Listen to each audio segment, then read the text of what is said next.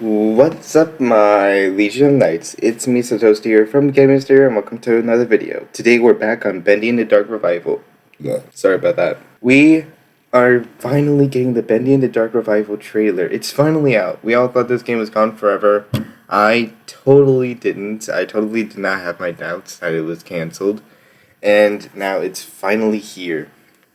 A new trailer dropped, and because it's coming out on Tuesday, I decided why not make a video as quick as possible checking this trailer out. Let's first get into my thoughts on the trailer. They said they wanted to do a kind of Bioshock feel to the game, and it really does have that. When you think about it, the graphics also have improved a lot, and the Lost ones have a lot of more features and seem way scarier. There also seems to be like a lot of AI improvements, like how the Butcher Gang members are able to find Audrey in the little miracle stations.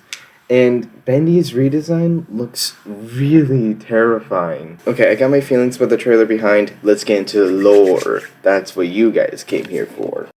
The trailer follows our new character, Audrey, but before we go full in on that, there's a bunch of extra bits on the lore I want to go over. On the Joey Drew Studios website, there is an archive folder full of newspapers, and they seem really cool. I'll leave a link to them down below, but basically, the first one takes place in 1947, where a worker explains his experience in the studio. He talks about all the bad conditions and then concludes with Fear the Machine.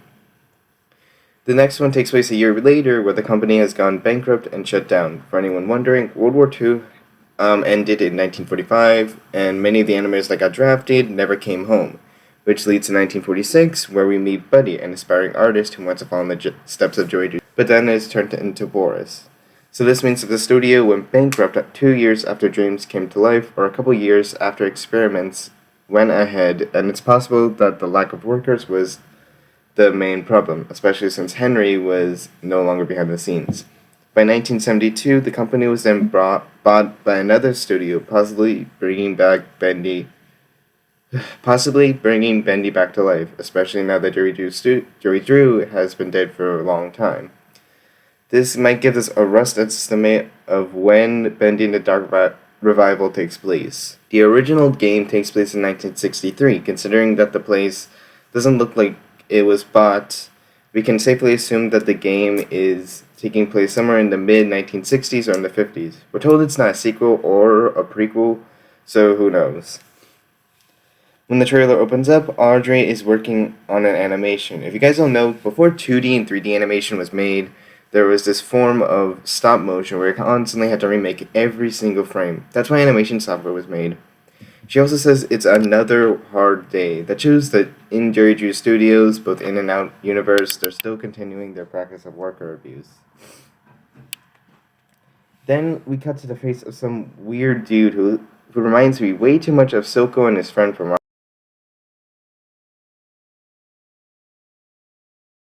Arcane. If the voices that ring a bell, this guy is the voice we've been hearing for the past 3 years in the trailers.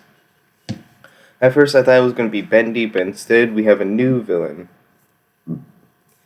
His name is Winston, the custodian of ink. According to his profile, he allegedly killed the ink demon, which is weird because we see him in the trailer.